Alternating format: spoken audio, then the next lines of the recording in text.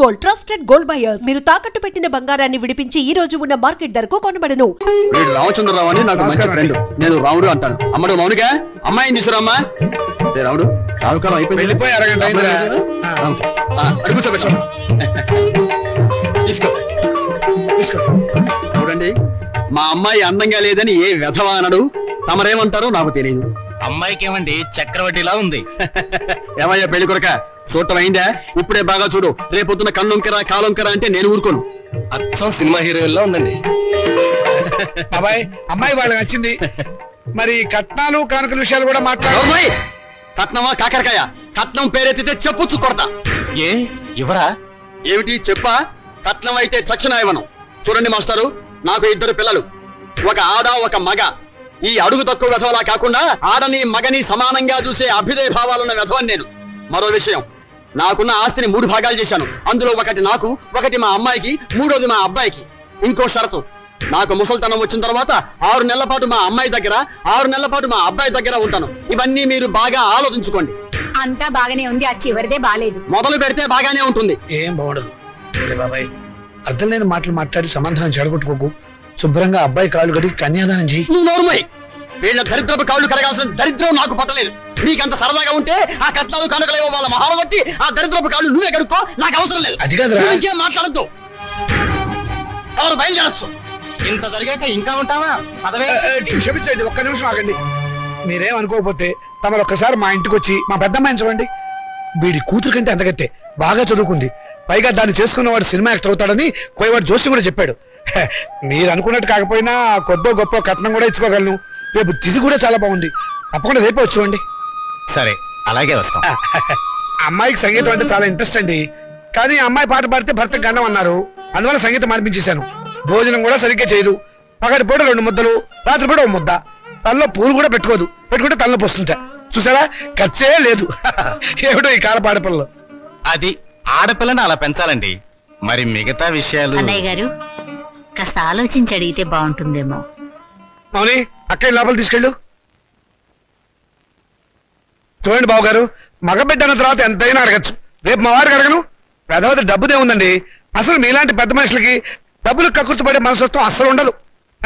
ఏదో లాంఛనప్రాయంగా 10,000 అనుకుందాం.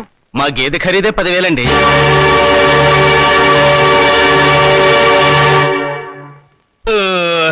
సరిగా చెప్పారు.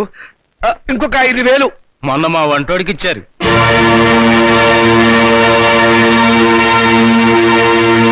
బావగారు మీరేం కాదనకండి.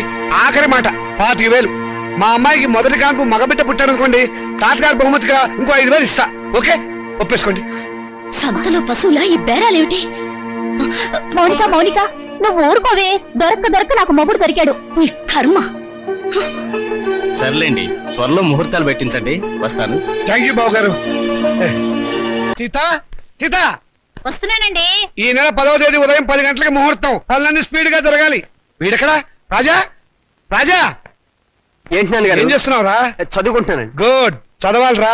నువ్వు బాగా చదవాలి. స్టేట్ ఫస్ట్ రావాలి. ఇదిగో 25,000 కట్టిన డబ్బు జాగ్రత్త చెయ్యి. అంత డబ్బు ఎక్కడదండి? ఒంటికి ఆవదం రాసుకుని గోచి పెట్టుకుని రాత్రి దొంగతనం చేశా. ఆడది వేసే ప్రతి చచ్చు ప్రశ్నకి సమాధానం చెప్పే చవడదొద్దామని అనుకుంటున్నావా? నానా, నాకు ఉద్యోగం వచ్చింది. Very good. చూసావటే నా కొడుక మజాక. కానీ ఏంటో నసుకుతున్నావు? 30,000 డిపాజిట్ కడితే గానీ నాకు ఉద్యోగం ఎవరండి? 30,000? నాన్న, వెద ఉద్యోగం పోతే పోయింది. ఇవాళ కాకపోతే రేపు వస్తుంది. ముందు చెల్లి పెళ్లి ముఖ్యం. పెళ్లి వాళ్ళు కాకపోతే రేపు అవుతుందిరా. ఉద్యోగం రేపు రాదు. కట్టం డబ్బు 25,000 ఉంది కదా, తీసుకెళ్లి డిపాజిట్ కట్టు. మరి పెళ్లి ఆగిపోతుంది. ఇది అన్యాయం నాన్న. ఒకరికి న్యాయం జరగాలంటే ఇంకొకరికి అన్యాయం జరగాలి. తప్పదు. ఇంకో 5,000 తగ్గుతుంది నాన్న. ఆడపిల్లల ఒంటి మీద నగలున్నాయి కదా, వాటితో అడ్జస్ట్ అవుదాంలే.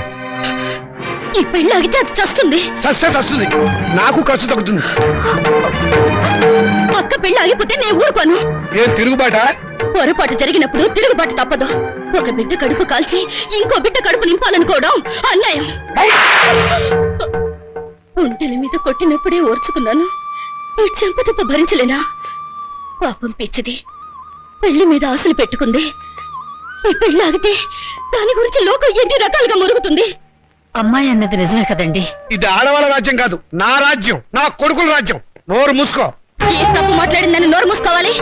మీ అధికారం అహంకారం మా స్వేచ్ఛను ఎంతకాలం ఇలా చంపుతాయి? ఏ మగపిల్లలతో సమానంగా బతికే హక్కు కూతుళ్ళమైన మాకు లేదా? లేదు. ఎందుకు లేదు? ఇలాంటి పిచ్చి ప్రశ్నలు అడిగే రోజులు వస్తాయనే ఆ రోజుల్లో ఆడపిల్ల పెద్ద మనిషి కాకుండానే పెళ్లి చేసేవారు. ఒకరు సస్తే సగామనం చేయించేవాడు, చేయకపోతే గుండు గీసి ముసుగేసి మూల కూర్చోబెట్టేవాడు. అంతెందుకు, మనకి 2 చేతులు ఉన్నాయి. కుడి చేతుకున్న విలువ ఎడమ చేతుకుందా? లేదు. ఒక శరీరంలో బాగలేక ఎంచేత జీవితంలోనూ అంతే. కొడుకున్న విలువ కూతుళ్ళకి లేదు. మాకు జవసత్వాలు ఉడిపోతే మా నోట్లో ఇంత జావ పోసేది కొడుకు. రేపు చస్తే కొరువు పెట్టేది కొడుకే, బూడిద ఎత్తిపోసేది కొడుకు, పిండాలు పెట్టేది కొడుకు, ఆఖరికి పున్నామ నరక నుంచి తప్పించేది కొడుకే. అది పిచ్చి నమ్మకం. మీ వీప్ మీద ఎన్ని పుట్టుమచ్చలున్నాయో మీరు చూసారా? చూడలేరా? కానీ పున్నామ నరకం చూసినట్టు మాత్రం మాట్లాడతారా? పెట్టిన పిండాన్ని ఆడకాకులు మగ కాకులు కలిసి తింటాయి. కాకులుకున్న స్వతంత్రం కూడా మాకు లేదా? కాకులు పితృదేవతలైనప్పుడు కన్న కూతుళ్ళు కావాల్సిన వాళ్ళు కారా? మరైతే నాకు పెళ్లి కాదా? ఏడిస్తే వాళ్లకు మరీ చులకనగా ఉంటుందక్క. కన్నీళ్లు తుడుచుకో. పరిస్థితి అర్థమైందిగా. నా మాట విను. మళ్ళీ కాలేజీలో చేరి చదువుకో. చదివించడానికి నా దగ్గర లంకె బిందెలు లేవు. ఉన్నా దాంట్లో ఉన్న బంగారం అంతా మీ కొడుకులకి ఇవ్వండి. ఆ ఖాళీ బిందులు మాకిస్తే మేము నీళ్లు మోసుకుని బ్రతకడానికైనా పనికొస్తాయి. మౌనిక, అక్కడ నేను చదివించుకుంటానులేండి. మా నాన్నగారు మన ఫస్ట్ నైట్ ని అమెరికాలో ఏర్పాటు చేద్దాం అనుకున్నారు. అమెరికా అయినా అనకాపల్లి అయినా సీనిదే కదా. సీన్ అంటే నేను చెప్తాను కదా.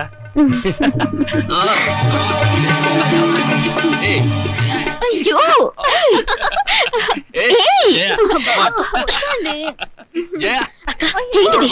నా ఉసురు తగిలి మంచం విరిగిపోతుందిలే.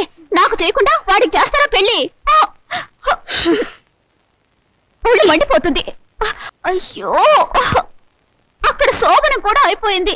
నా పెళ్లి కూడా చేస్తే ఒక పని అయిపోయేదిగా. వీళ్ళెప్పుడు ఇంతే, ఒళ్ళు మండిపోతుంది.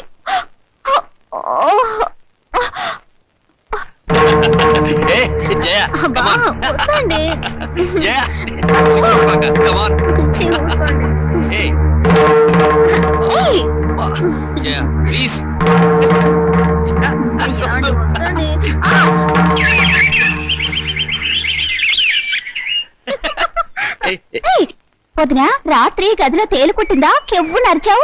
కాదు, మీ అన్నయ్య కుట్టాడు. పిచ్చివాగుడు నువ్వు.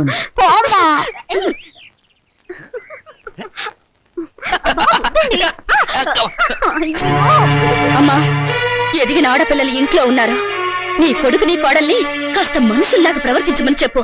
నువ్వు మాత్రం ఏమిటే ఇప్పుడు పోవడం, పొదుపోయాక రావడం, ఇది సంసారం చేసే గొప్పేనా? రాత్రి పడగది నుంచి వచ్చిన శబ్దాలు విని నాకు అదే అనుమానం వచ్చిందమ్మా. మొద్దు, విన్నావా దాని మాటలు? ఊరికే కనిపారేయటం కాదు, ఆడపిల్లల్ని ఎలా పెంచాలో కూడా తెలియాలి. ఇప్పుడు ఏమందండి అది? చిన్నమ్మాయి, నీతో చెప్పడం కంటే చెడుతో మొత్తుకోవడం బెటర్. అబ్బా, నాన్నకి ఆవేశం నా పెళ్లి విషయంలో ఉండుంటే ఎప్పుడో నా పెళ్ళైపోయేది.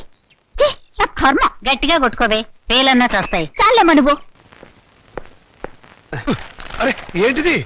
మమ్మల్ని ఆశీర్వదించండి నాన్నగారు. ఈ అమ్మాయి ఎవర్రా? ఈ అమ్మాయిని నేను ప్రేమించాను. మీరు పర్మిషన్ ఇస్తేనే పెళ్లి చేసుకుంటాను.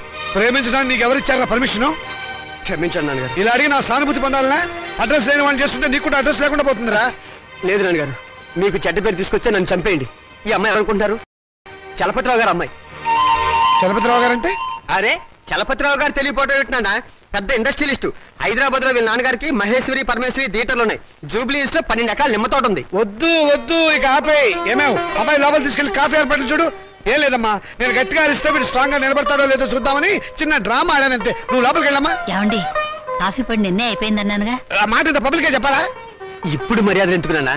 సుధా వాళ్ళ నాన్నగారు మనందరినీ ఈ రోజు భోజనం రమ్మని పిలిచారు. మరి చెప్పారా? ఏమో తొందరపడి వంట మొదలెట్టావా? ఆపేయి, సాయంకాలం తినొచ్చు. ఉంటా, చొక్కా వేసుకొస్తాను. Very good, very good. చూడండి రామచంద్రయ్య గారు, మా అమ్మాయిని మీ అబ్బాయికి ఇచ్చి చేయడంలో ఏం అభ్యంతరం లేదు.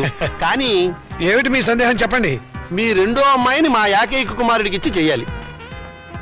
అంతకంటే మహద్భాగ్యమా? తప్పకుండా చేద్దామండి. అయితే ఒక విషయం, మా వాడికి కొంచెం పిచ్చి ఉంది. ప్రస్తుతం వాడు పిచ్చాసుపత్రిలో ఉన్నాడు.